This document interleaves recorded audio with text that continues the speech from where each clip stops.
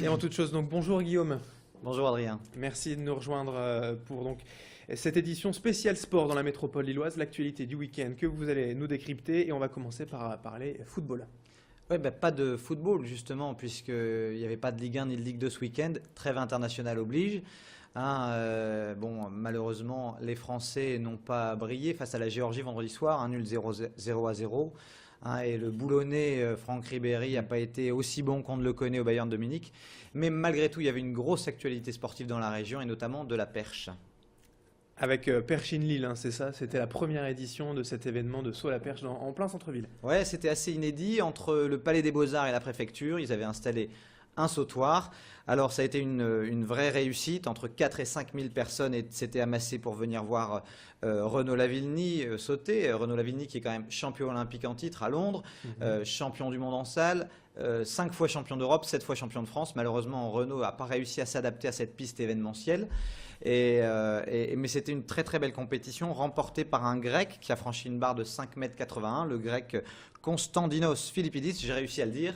Mais alors, chose assez inhabituelle, Renaud Lavillenie a pu continuer à sauter avec l'autorisation de ses concurrents, même s'il était éliminé. Et il a continué à faire le show puisqu'il a franchi une barre derrière à 5,86 m. Donc c'est lui qui est allé le plus haut.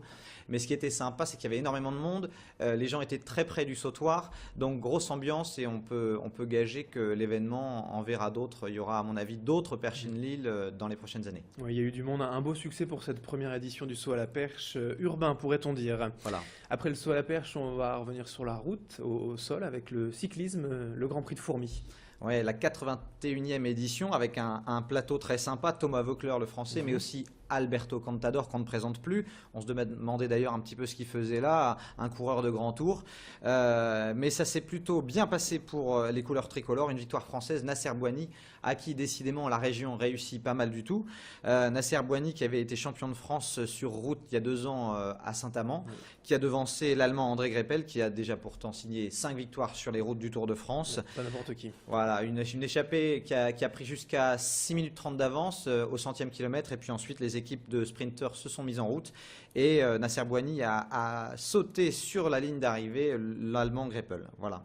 Et pour l'anecdote, Contador s'est classé 47e. Et pourquoi il était là? Un petit peu pour rouler pour son leader, en tout cas pour son sprinter, Benatti de l'équipe Saxo.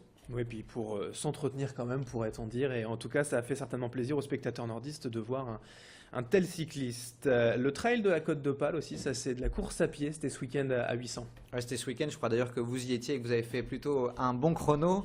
7e édition du Trail Côte d'Opale, un succès grandissant, plus de 3500 personnes entre le Cap Blanc-Nez et le Cap Grinet. Alors il y avait plusieurs distances, le 18 km, le 31 km, le 42 et l'épreuve Rennes, le 62 km.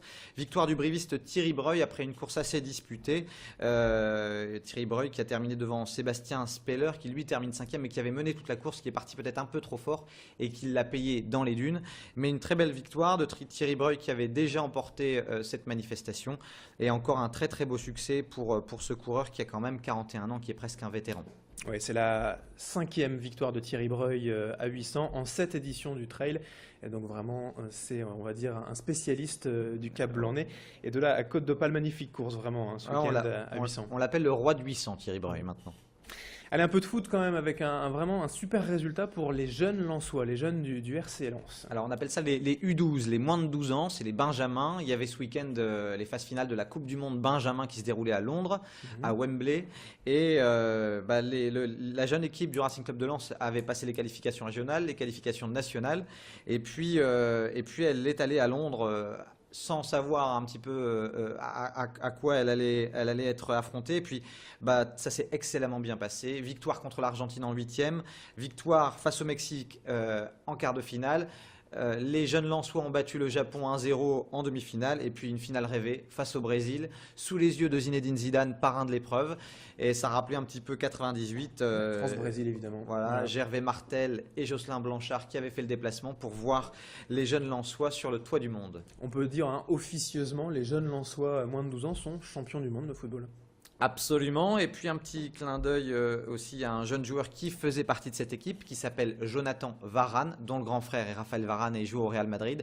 Donc on a l'impression qu'il va marcher sur les traces de son grand frère. Eh bien, en tout cas, on lui souhaite. Et puis pour finir, Et juste voilà, 45 secondes pour parler du tennis de table. Les filles de Lys reprennent leur saison demain. Ouais, reprise du championnat pour le CP Lys les Lannoy, qui, il faut le rappeler, est 2 fois championne de France en 2011 et 2012, vice-championne de France cette année derrière le Kremlin Bicêtre. Alors, elles rejouent demain soir leur première journée de championnat face à une équipe parisienne, le Cerisval Val d'Europe. À noter que le CP Lys les Lannoy à l'intersaison s'est renforcé avec une jeune roumaine qui s'appelle Bernadette Skox. Décidément, il y avait des noms pas faciles à prononcer aujourd'hui. 18 ans, 5e mondial, 106e meilleur joueur du monde.